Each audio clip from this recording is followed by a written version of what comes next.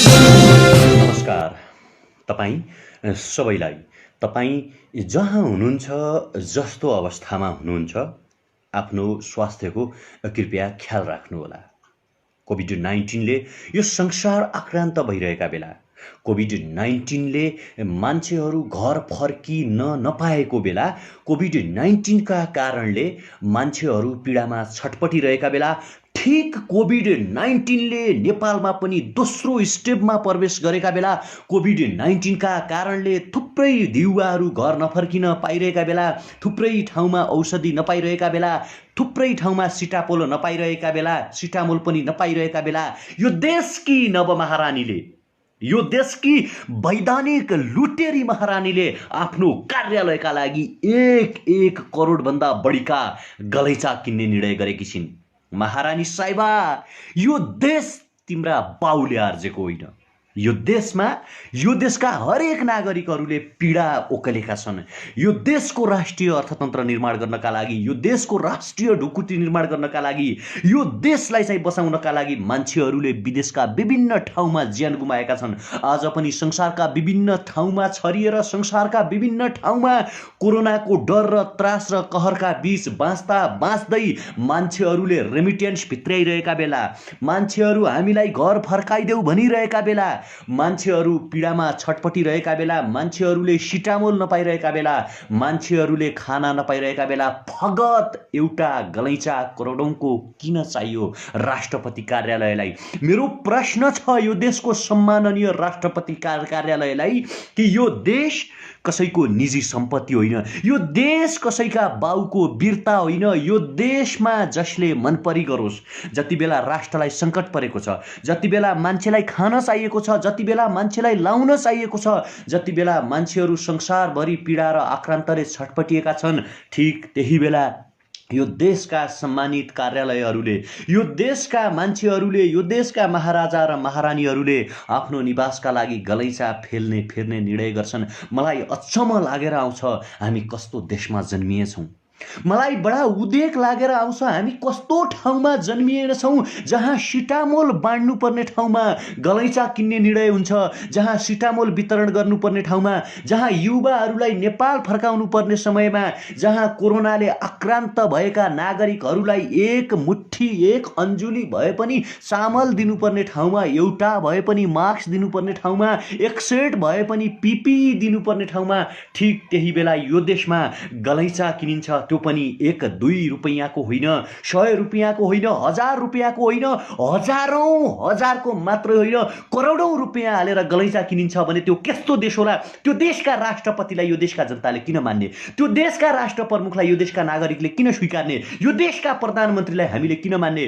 म यो देशका सम्माननीय राष्ट्रपतिलाई आग्रह गर्न चाहन्छु, यदि तपाईलाई कसैले गुमराहमा राखिरहेको छ भने, तपाईलाई यदि कसैले गलत नजिरमा राखिरहेको छ, गलत अभ्यास गराइरहेको छ र गलत ठाउँमा राखिरहेको छ भने तपाईँ सही बाटोमा र ट्र्याकमा आउनुहोस्। मलाई राष्ट्रपतिलाई राम्रोसँग आग्रह गर्न चाहन्छु, सम्माननीय महामहिम राष्ट्रपतिज्यू, यो देशमा मान्छेले तपाईका पतिलाई स्वर्गीय मदन भण्डारीलाई मान्छेले श्रद्धापूर्वक हेर्ने गर्छन्, मान्छेले रिस्पेक्टफुल तरिकाले नाम लिने गर्छन्। आज पनि जनताको बहुदलीय जनवाद र मदन भण्डारीका भाषणहरूलाई हामी जस्ता युथहरूले आवाज बुलन्द पार्ने गरी सुन्ने गर्छौं। हामी युट्युबमा जान्छौं र मदन भण्डारीका भाषणहरू सुन्ने गर्छौं। हामी मदन भण्डारीको जनताको बहुदलीय जनवादको वकालत गर्ने गर्छौं। हामी आज पनि हाम्रो आदर्श मान्ने गर्छौं मदन भण्डारीलाई। मदन भण्डारीले साइकल चलाएका ती फोटाहरूलाई हामी आज पनि सम्मान र आदर्शपूर्वक तरिकाले हेर्ने गर्छौं। तर तिनै मदन भण्डारीको सपनालाई कुल्चिदै मदन भण्डारीले हिजो भन्नुभएको थियो, जबसम्म सामन्तवादको अन्त्य हुँदैन तबसम्म देशमा समृद्ध हुन सक्दैन, तबसम्म देशमा विकास हुन सक्दैन। त्यसकारण सम्माननीय राष्ट्रपति, तपाईँ राष्ट्रपति मात्रै होइन, तपाईँ विद्या भण्डारी मात्रै होइन, तपाईँ नेकपाको नेता मात्रै होइन, राष्ट्रपति साहिबा तपाईँ सम्माननीय हाम्रो आदर्श, हाम्रो आदरणीय व्यक्तित्व, जनताको बहुदलीय जनवादका प्रवक्ता आदरणीय मदन भण्डारीको धर्मपत्नी पनि हो। तपाईलाई आज मदन भण्डारीको बाटो पछ्याउने, मदन भण्डारीको बाटोमा हिँड्ने, मदन भण्डारीले देखाएको वेजमा हिँड्ने भरपूर समय छ। कृपया तपाईँ गलत नगरिदिनुहोस्।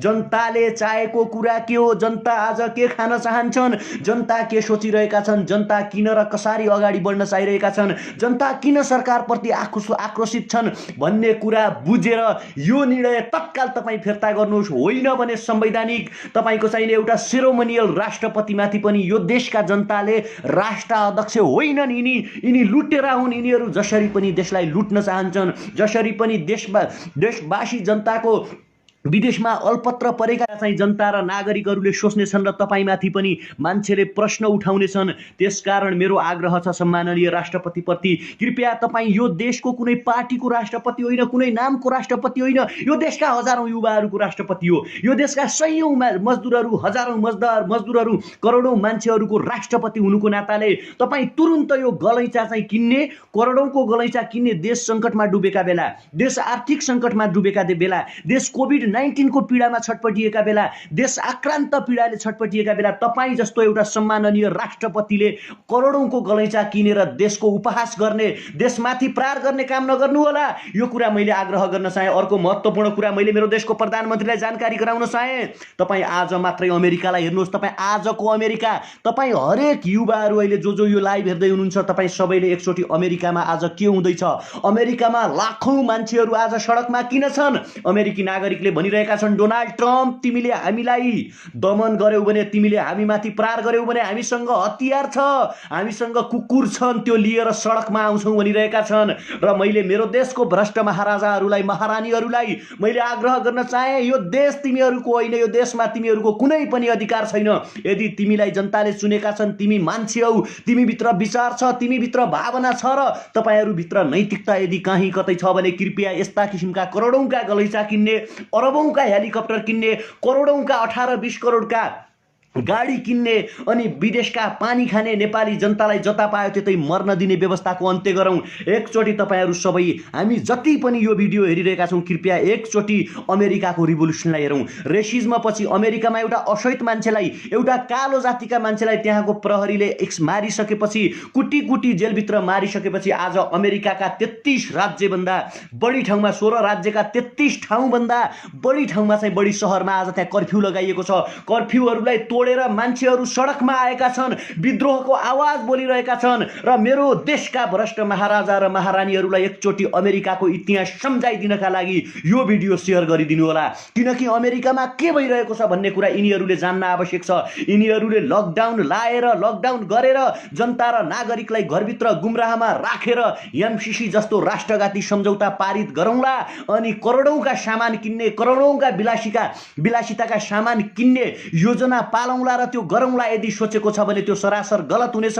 मैले अमेरिकाको इतिहास सम्झाउन नपरोस्। अमेरिका आज संसारको सबैभन्दा बढी कोरोनाले आक्रान्त भएको देश, कोरोना पीडित देश र लाखौं मान्छेहरूले ज्यान गुमाइसक्दा पनि अमेरिकाका लाखौं मान्छेहरू सडकमा आएका छन्। ठिक त्यही तरिकाले नेपाली युवाहरूले सिरुपाते खुकुरी हातमा समातेर आफ्ना घरभित्र रहेका गाई गोरुहरूलाई फुकालेर सडकमा आउन नपरोस्। त्यति बेला तिमीहरू कहाँ लुकौला, त्यति बेला तिमीहरू कहाँ भागौला, तिमीहरूको जाने ठाउँ कहाँ हुनेछ भन्ने सन्देश सिंहदरबार र बालुवाटारलाई पुगाउन आवश्यक छ। त्यसकारण कृपया तपाईँ हेर्दै हुनुहुन्छ, एकचोटि शेयर बटनमा गएर शेयर गरिदिनुहोस्। यो क्रान्तिको आवाज सिंहदरबारलाई सुनाउनु छ, यो क्रान्ति, यो विद्रोहको बिगुल बालुवाटारलाई पुगाउनु छ, महारानी विद्या भण्डारी समक्ष यो आवाज पुगाउनु छ। किनकि हामीले भन्न आवश्यक छ, लकडाउनको जनता कसरी उल्लङ्घन गर्दा रहेछन्, विद्रोह जनताले कसरी बोल्दा रहेछन्, जनतामाथि दमन भयो, नागरिकमाथि दमन भयो, नागरिकको करमाथि रजाइ भयो भने कसरी मान्छेले आवाज उठाउँदा रहेछन् भन्ने कुराको सन्देश दिनका लागि यो भिडियो शेयर गर्न आवश्यक छ। यदि नेकपाको साथीहरू तपाईँहरू हेर्दै हुनुहुन्छ भने खबरदारी गर्नुहोस् आफ्नो ठाउँबाट कि यो बेला 1 करोडको गलैँचा किन्ने बेला होइन, यो बेला चाहिँ भ्रष्टाचार गर्ने बेला होइन, यो बेला पार्टी र बातका लागि लड्ने बेला होइन, यो बेला भनेको राष्ट्रिय सहमति कायम गर्ने बेला हो। यो बेला गलैँचा किन्ने बेला होइन, यो बेला जनतालाई सिटामोल दिने बेला हो। यो समय गलैँचा, करोडौंको गलैँचा किन्ने समय होइन। यो समय भनेको क्वारेन्टाइनलाई कसरी व्यवस्थित र राम्रो बनाउन सकिन्छ त्यतातिर सोच्ने समय हो। यो समय करोडौंको गलैँचा किन्ने समय होइन। यो समय भनेको विदेशमा अल्पत्र परेका युवाहरूलाई कसरी नेपाल ल्याउन सकिन्छ भनेर सोच्ने समय हो। यदि तिमीले सोचेनौ भने, तिमीले गलैँचा किनिरह्यौ भने, तिमीले भ्रष्टाचार गरिरह्यौ भने, तिमीले चाहिँ जनताका आवाजलाई सुनेनौ र एमसीसी जस्तो राष्ट्रघाती सम्झौतालाई पारित गर्न खोज्यौ र एमसीसी जस्तो राष्ट्रघाती सम्झौता नेपालबाट पारित गरेर नेपाललाई युद्धतर्फ धकेल्न खोज्यौ भने आज अमेरिकाका जनताहरू लकडाउन उल्लङ्घन गरेर कसरी सडकमा आए। आज डोनाल्ड ट्रम्प तपाईलाई थाहा छ कि छैन अमेरिकाको एउटा बङ्करमा लुकिसकेका छन्। यो कुरा ध्यान दिनुहोस्, तपाईँ जति हेर्दै हुनुहुन्छ नि कृपया, डोनाल्ड ट्रम्प अमेरिकाको एउटा बङ्करभित्र लुकिसकेका छन् त्यहाँको जनताहरूबाट भागेर। त्यसकारण यो सन्देश सिंहदरबार र बालुवाटारलाई पुगाउन आवश्यक छ, यो सन्देश प्रधानमन्त्रीलाई पुगाउन आवश्यक छ, यो सन्देश महारानी विद्या भण्डारीलाई पुगाउन आवश्यक छ कि तिमीहरूले जनताको आवाज सुनेनौ, जनताको विरुद्धमा बोल्यौ, जनताको विपक्षमा बोल्यौ भने जसरी अमेरिकी जनताहरू लकडाउन तोडेर सडकमा आएका छन् ठीक त्यही तरिकाले नेपाली नागरिकहरू, नेपाली जनताहरू पनि सडकमा आउनेछन् भन्ने कुरा जानकारी दिनका लागि एकचोटि कृपया एकचोटि शेयरको बटनमा दबाएर शेयर गरिदिनुहोस् र यो कुरा सिंहदरबार र बालुवाटारका नाइकेलाई पुर्याउन आवश्यक छ। मैले महत्त्वपूर्ण कुरा तपाईलाई के गर्न आइरहेको थिएँ भने आखिर एमसीसी के हो, एमसीसी किन नेपाली जनताका लागि घातक छ र यिनीहरू एमसीसीका लागि मर्यादा गरिरहेका छन्, यो सवाल महत्त्वपूर्ण छ। यिनीहरूका छरछिमेकीहरूलाई, यिनीहरूका श्रीमतीहरूलाई, यिनीहरूका आफन्तहरूलाई र यिनीहरूका नातागोताहरूलाई आज के गर्नु छ भने रोजगारी लगाउनु छ। यिनीहरूले देश उहिल्यै बेचिसकेका थिए, यिनीहरूले अमेरिकाबाट पैसा खाइसकेका थिए। त्यसकारण यिनीहरू एमसीसी जस्तो राष्ट्रघाती सम्झौता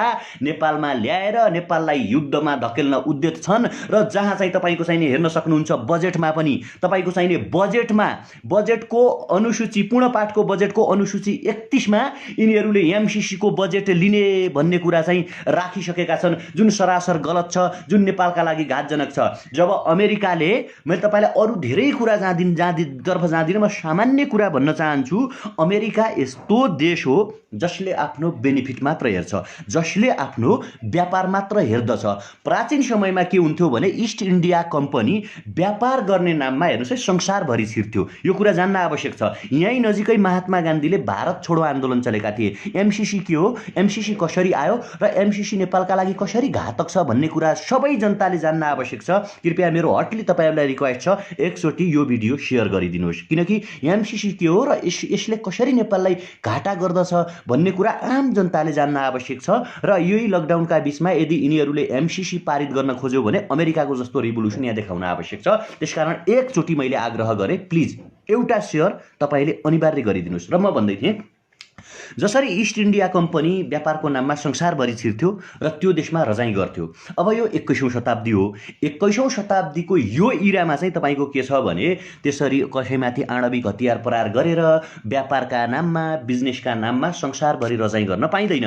र अहिले विशेषतया अमेरिकालाई च्यालेन्ज दिएको राष्ट्र भनेको चाइना र उदाउँदो अर्को अर्थतन्त्र बोक्ने देश भनेको भारत। र अब अमेरिकाले मात्रै अमेरिकाको बजारलाई धान्न सकेन, अथवा यसरी बुझ्नुहोस् व्यापारमा घाटा हुन थालेपछि मान्छे चाहिँ के सोच्न थाल्छ भने व्यापार बढिरहेको अथवा बिजनेस बढाइरहेको अर्को कम्पनी जुन छ, अर्को जुन पसल जुन छ त्यसलाई कसरी खस्काउने भन्ने कुरा एक व्यापारीले सोच्ने गर्दछ कि ठीक त्यही तरिकाले आज अमेरिका आफू संसारभरि टिकिरहनका लागि, आफ्नो दबदबा कायम गरिरहनका लागि उसले एउटा के सिस्टम र पोलिसी तपाईको ल्यायो भने अमेरिका भनेको संसारको उन्नत लोकतन्त्र भएको देश हो, अमेरिका संसारको शक्तिशाली राष्ट्र हो र संसारका गरिब राष्ट्रहरू, अल्पविकसित राष्ट्रहरू जो छन् ती राष्ट्रहरूमा अब हामी विकास गर्न आउँदैछौँ, अथवा त्यो राष्ट्रमा हामी विकास गर्ने बहानामा चाहिँ उसले मिलेनियम च्यालेन्ज कर्पोरेसन नामक एउटा ड्राफ्ट तयार गर्यो अथवा एउटा कम्पनी तयार गर्यो र त्यो कम्पनी मार्फत उ के भयो भने संसारभरि चाहिँ संसारका ठुल्ठुला राष्ट्रहरूले त मिलेनियम चाहिँ एमसीसीलाई एक्सेप्ट गर्दैनन्, किनकि उनीहरूसँग आफ्नै बजेट हुन्छ।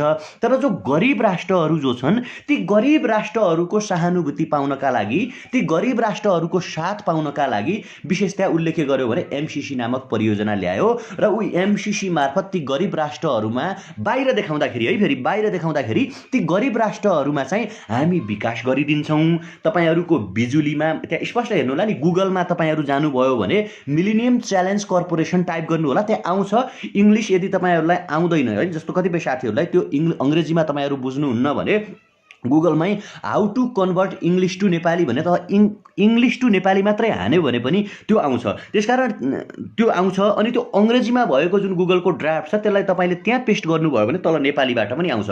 मैले भन्न खोजेको कुरा के भने उसले ल्याउँदाखेरि ड्राफ्ट कसरी ल्यायो भने संसारका गरिब राष्ट्रहरूलाई माथि उठाउने, उन्नत बनाउने। तर यो सबै हेर्दै गर्दा तपाईँहरूले सामान्य तरिकाले बुझ्न आवश्यक के छ भने अमेरिकाको एउटा विदेश नीति छ आफू शक्तिमा रहिरहनका लागि। जस्तो ऊ बिजनेस गरेर संसारभरि जान सक्दैन, अब ऊ के को नाममा आयो भने विकासको नाममा आयो। र अमेरिकाको विदेश नीति बनाउने मान्छे कस्तो हुन्छन् भने तपाईँको वाल स्ट्रिट भन्ने अमेरिकाको धनाढ्यहरू बस्ने ठाउँ हो। एकचोटि अमेरिकाको गरिब र धनी बिचको कन्फ्लिक्ट भएको थियो, त्यहाँ द्वन्द्व भएको थियो र मान्छेले के भनेका थिए भने वाल स्ट्रिट कब्जा गरौँ। र अमेरिकाको विदेश नीति बनाउने मान्छे कस्ता हुन्छन् भने त्यहाँका प्रभुत्व बिजनेसम्यानहरू कि जसले नेसनल इन्ट्रेस्ट हेरोस्, राष्ट्रिय स्वार्थ हेरोस् र अमेरिकालाई कसरी बेनिफिट हुन्छ। यो कुरा भारत र अमेरिकाको विदेश नीति लगभग उस्तै छ है, हैन? यो सबैले जान्न आवश्यक छ। कृपया यो भिडियो चाहिँ तपाईँ 1.1 के हेर्दै हुनुहुन्छ, यतिजनाले सेयर गर्यो भने यो थुप्रै मान्छेमा जान्छ। जस्तो मनमोहन सिंहको पालामा पनि नेपाललाई हेर्ने दृष्टिकोण भारतमा उस्तै थियो। नरेन्द्र मोदीको पालामा पनि तपाईको चाहिँ ध्यान दिनुहोस् है, नरेन्द्र मोदीको पालामा पनि नेपाललाई हेर्ने दृष्टिकोण स्याम छ है।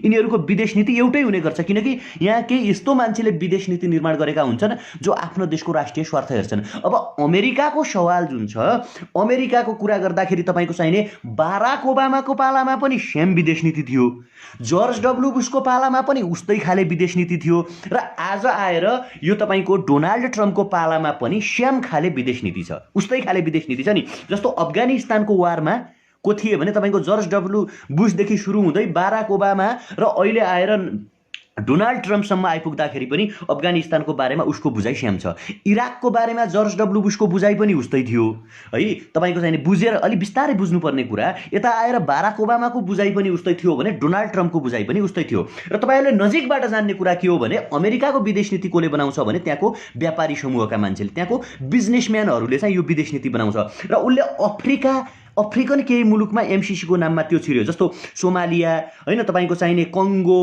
हाइटी, सुडानहरू। र अफ्रिकामा ऊ किन गयो भने अफ्रिका तपाईँ हामी सबैले सामान्य ज्ञानमा पढ्दै आएको कुरा, सुनका लागि नम्बर 1 देश कि नम्बर 1 महादेश।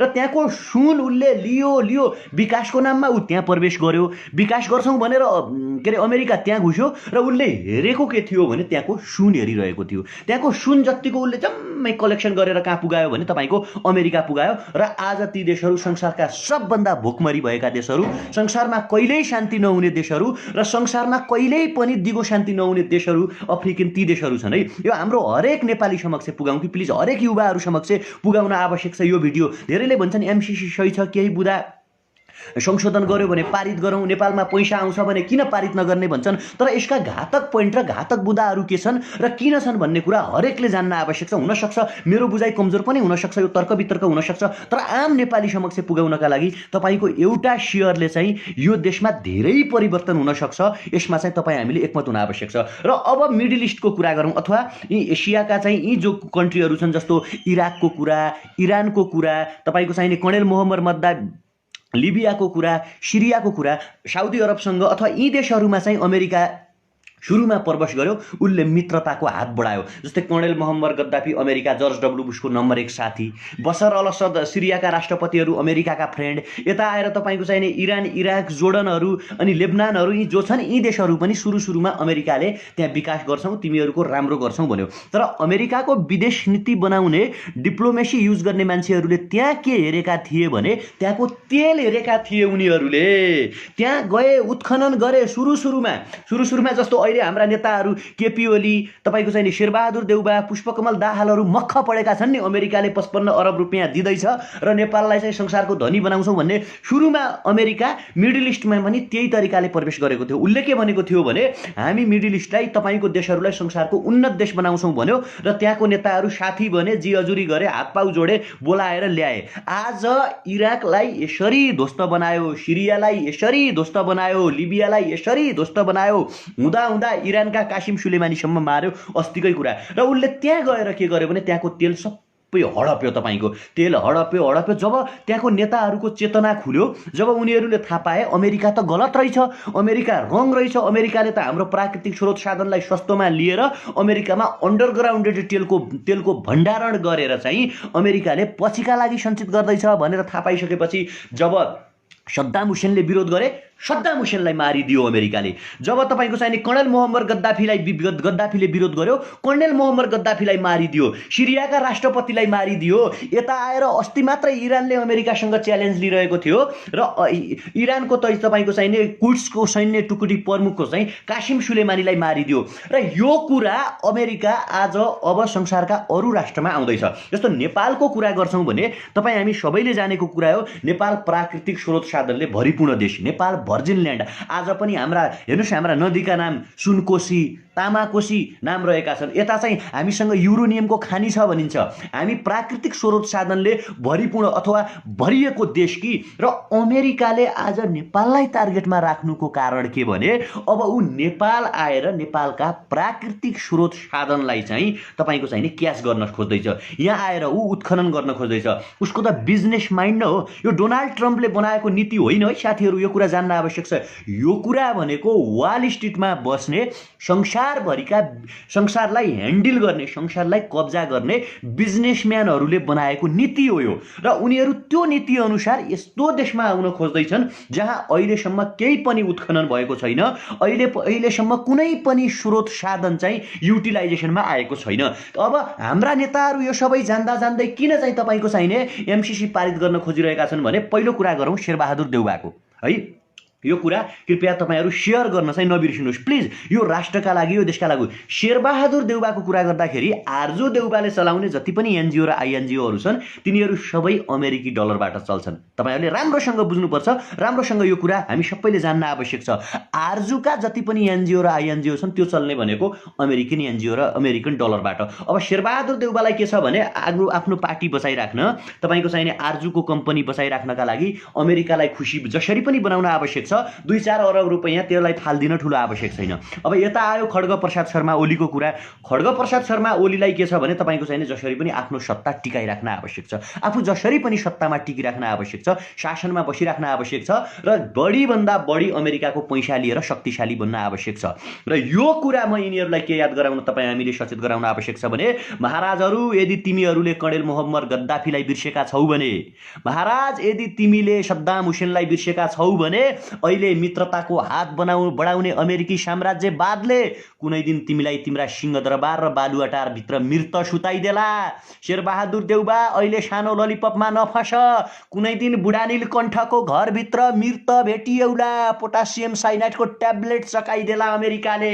हामी यो कुरा राम्रोसँग बुझिरहेका छौँ। त्यसकारण तपाईँ हामी हरेक नागरिकले, हरेक देशभक्ति युवाले, हरेक सचेत युवाले यो बोल्न आवश्यक छ कि कोही आफ्नो सेना ल्याएर, कोही आफ्ना विदेशी मान्छेहरू ल्याएर नेपालका भर्जिन ल्यान्डहरूलाई उत्खनन गरोस्, नेपालका स्रोत साधनहरूलाई विदेश पठाओस्। हामी यो चाहँदैनौँ। त्यसकारण यो भिडियो तपाईँले सेयर गर्न आवश्यक छ, यो कुरा सचेत गर्न आवश्यक छ। र अर्को महत्त्वपूर्ण कुरा के हो भने इन्डो पेसिफिक सैन्य रणनीतिको कुरा जुन आएको छ, यो भनेको तपाईँको के हो भने ऊ चाइनाको BRI प्रोजेक्ट जुन छ, जो नेपालमा लगानी लगाउन खोजिरहेको थियो, बेल्ट एन्ड रोड इन्फ्रास्ट्रक्चर जुन छ त्यसमा लगानी लगाउन खोजिरहेको, त्यसलाई रोक्नका लागि एमसीसी आएको है। र नेपालमा उसले के गर्छ भने अमेरिका यस्तो देश हो, हेर्नुहोस् अमेरिकाले धेरै मान्छेलाई सेना कसरी आउँछन्, कसरी नेपालमा मार्छ, के गर्दो रहेछ भन्नुहुन्छ नि। धेरै कुरा हामी जान्दैनौँ। ओसामा बिन लादेन भन्ने मान्छे जुन थिए है, राम्रोसँग ध्यान दिनुहोस् तपाईँ, हामीलाई सबैलाई धेरैलाई याद छ ती मान्छेलाई अमेरिकाले पाकिस्तानको एब्बोटाबादमा मारेको थियो 2-4 वर्ष अगाडि। र सन् 2001मा चाहिँ ओसामा बिन लादेनले अमेरिकाको ट्विन टावर र अमेरिकाको वर्ल्ड ट्रेड युनियनमा चाहिँ हवाई जहाज ठोक्काएर त्यसलाई चाहिँ डिस्ट्र्याक्सन गराएको थियो। त्यो मान्छेलाई सुरुमा उत्पादन गर्ने भनेको को हो? अमेरिका हो। अमेरिका र रसियाको जति बेला कोल्ड वार चलिरहेको थियो, शीत युद्ध अथवा नजानिदो तरिकाले पावरको युद्ध जसरी अहिले चाइना र अमेरिका बीच चलिरहेको छ, त्यसै गरी अमेरिका र रसियाको कोल्ड वार तपाईँको चाहिने चलिरहँदाखेरि ओसामा बिन लादेनलाई चाहिँ ओसामा बिन लादेन बनाउने भनेको अमेरिका हो। र कालान्तरमा ओसामा बिन लादेनले अमेरिकाको गलत नीति थाहा पाइसकेपछि के गर्यो भने उसले चाहिँ ओसामा बिन लादेनलाई मार्न खोज्यो र अमेरिका र ओसामा बिन लादेन अलकायदा बीच चाहिँ एक किसिमको द्वन्द्व लामो समयसम्म चल्यो। र अमेरिका नेपालमा चाहिँ एमसीसी ल्याउँछ, संसदबाट अनुमोदन गराउँछ र ऊ बिस्तारै सेना कसरी भित्र्याउने, सेना त भित्र्याउनु पर्यो नि त कसै न कसै गरी। ऊ के गर्छ भने 2-4 जना प्रायोजित मान्छे बनाउँछ के, 2-4 करोड रुपियाँ दिएर प्रायोजित मान्छे बनाएर एमसीसी का 2-4 वटा परियोजनामा हान्न लगाउँछ क्या, बम हान्न लगाउने, तोडफोड गर्न लगाउने। र त्यसपछि अमेरिका के भन्छ भने यी नेपालको संसदबाट अनुमोदन भएको कुरा नेपाली सेनाले, नेपाल प्रहरीले, नेपाल र सरकारको, नेपाल सरकारले एमसीसीलाई सुरक्षा दिन सकेन, अब ऊ मेरा सेना ल्याउँछु भन्छ। हेर्नुहोस् है, र यसरी ऊ आफ्ना सेना ल्याउँछ। यो किनभने आज इराकले, तपाईँले अस्ति पनि इराकको आन्दोलन कासिम सुलेमानी हत्याकाण्डपछि हामी सबैले देख्यौँ, इराकले के गर्यो भने 10औं लाख मान्छेले सडकमा प्रदर्शन गरेर भने कि अमेरिका तिम्रा सेना फिर्ता लैजाऊ, हामी तिमीलाई चाहिँदैनौ, होइन तिमी हामीलाई चाहिँदैनौ भनेर भन्दाखेरि अमेरिकाले के जवाब दियो भने मेरो अरबौं रुपियाँ लगानी भएको छ, त मेरो अरबौं रुपियाँ तिर, तब मात्र म जान्छु, नत्र जाँदैन भनेर धम्की दियो। त्यसकारण हाम्रो आम युवालाई, आम नागरिकलाई, आम देशभक्तिलाई, आम हरेक मान्छेलाई चाहिँ एकचोटि तपाईँ हामीले चाहिँ कि यो सन्देश पुर्याउन आवश्यक छ। त्यसकारण यो भिडियो सेयर गरौँ। तपाईँ हामी हरेकले सामाजिक सञ्जालमा लेखौँ एमसीसी मुर्दाबाद, एमसीसी चाहिँदैन, देश बेच्न पाइँदैन। यही कमेन्टमा पनि तपाईँहरू लेख्नुहोस्, यो पनि तपाईँहरूको समर्थन हो। एमसीसी चाहिँदैन, देश बेच्न पाइँदैन, एमसीसी चाहिँदैन, देश बेच्न पाइँदैन, एमसीसी चाहिँदैन, देश बेच्न पाइँदैन। No MCC, no MCC, go back America, backup America, backup America. तपाईँ हामीले भन्न आवश्यक छ कि no MCC, no MCC, reject MCC, MCC चाहिँदैन, देश बेच्न पाइँदैन भन्न तपाईँ हामीले आवश्यक छ। यी कुराहरू मैले तपाईँहरू समक्ष गरेँ। कृपया यो भिडियो तपाईँहरूलाई सेयर मैले किन आग्रह गरिदिएको भने यो हरेक मान्छेले जान्न आवश्यक छ। धेरै मान्छेले बुँदाहरू संशोधन गर्यो भने चाहिँ एमसीसी पास गर्दा के हुन्छ, पैसा आउँछ भने एमसीसी पारित गर्यो भने हुन्छ नि भन्ने कुरा गर्नुहुन्छ। तर मेरो एउटा अर्को आग्रह छ, अमेरिका हुनका लागि कसैले सहयोग गरेको होइन, चाइना हुनका लागि कसैले सहयोग गरेको होइन, रसिया हुनका लागि कसैले सहयोग गरेको होइन, भारत हुनका लागि अथवा जापान हुनका लागि सबै स्वाभिमानले, पौरखले, स्वतन्त्रताले, स्वाधीनताले र मेहनतले चाहिँ आफ्नो देश बनाउने हुन्। त्यसकारण हामी पनि पौरख गरौँ, इमान्दारिता साटौँ, मेहनत गरौँ, हाम्रो देश हामी आफै बनाऊँ। हामीसँग प्रशस्त प्राकृतिक स्रोत साधन छन्, हामीसँग पर्याप्त स्रोत साधन छन्, हामीसँग थुप्रै कुराहरू, नेपालमा युरेनियम छ भनिएको छ, जलविद्युत उत्पादन हुन्छ भनिएको छ, प्राकृतिक स्रोत साधनले भरिपूर्ण देश हामी किन बनाउन सक्दैनौँ? हाम्रा युवाहरूले अरब बनाइरहेका छन्, हाम्रा युवाहरूले खाडी बनाइरहेका छन्, हाम्रा युवाहरूले भारत बनाइरहेका छन्, हाम्रा युवाहरूले चीन बनाइरहेका छन्। यतिसम्म कि हाम्रा युवाहरू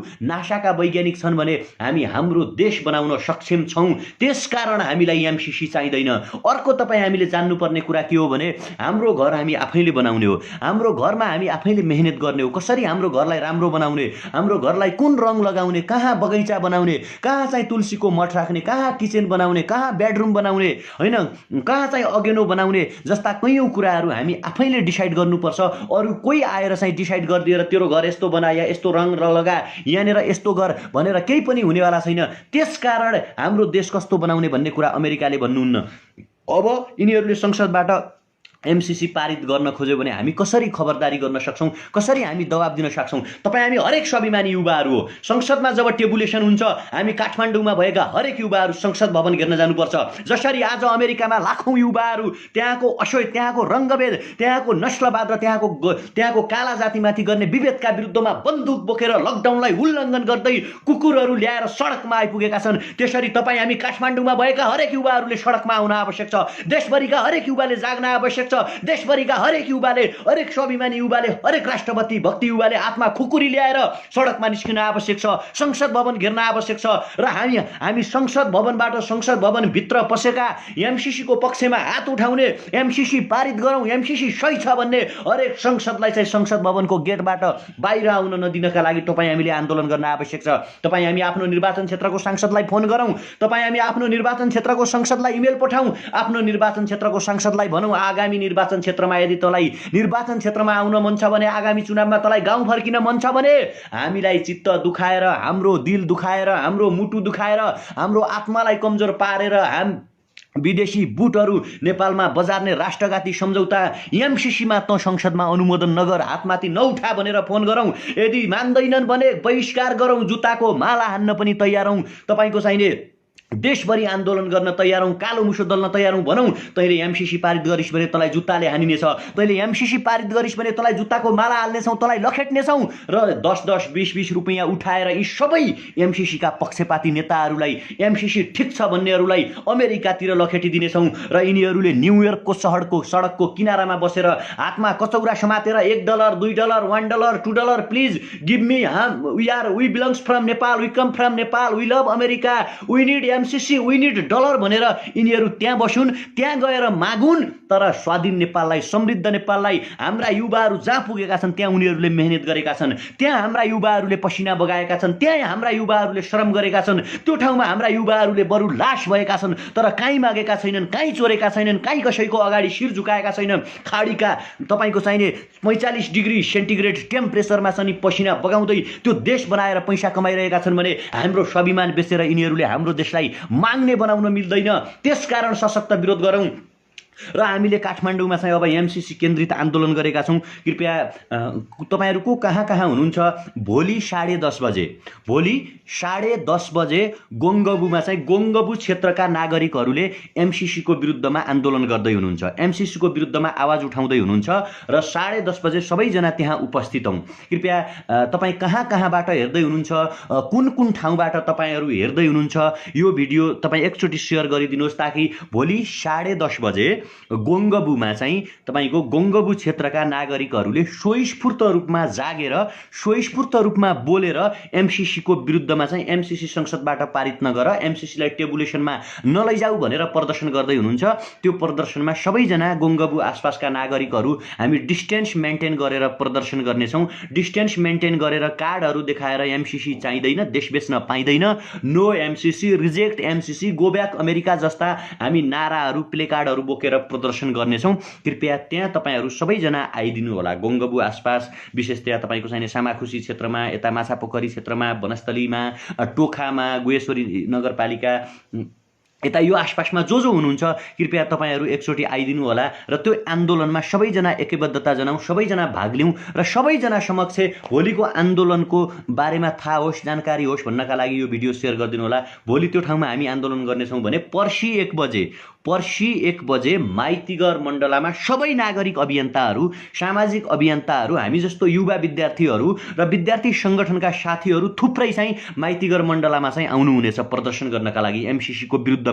no MCC, stop MCC, reject MCC, MCC चाहिँदैन, देश बेच्न पाइँदैन, तिम्रो एमसीसी पनि फिर्ता लैजाऊ, नेपालका भ्रष्ट नेताहरूलाई पनि अमेरिकातर्फ लैजाऊ भनेर अमेरिकालाई दबाब दिनका लागि, नेपालका नेताहरूलाई दबाब दिनका लागि हामी सबैजनाले पर्सि 1 बजे माइतीघर मण्डलामा विरोध प्रदर्शन गर्ने तयारी गरिरहेका छौँ र भोलि 10:30 बजे गोङ्गबु क्षेत्रमा हामी प्रदर्शन गरिरहेका छौँ, एमसीसीको विरुद्धमा विरोध गरिरहेका छौँ भने पर्सि 1 बजे माइतीघर मण्डलामा हामी विरोध प्रदर्शन गर्नेछौँ। त्यसकारण सबैजना साथीलाई यो खबर पुर्याउँ, सबैजना सेयर गरौँ। तपाईँ राजधानीभन्दा बाहिरको साथीहरू जहाँ जहाँ हुनुहुन्छ त्यहाँ पनि 2-3 जनाको सानो समूह हुन्छ नि, होइन, कोरोना नफैलिने गरी। मैले त अमेरिकाको इक्जाम्पल दिइसकेको छु।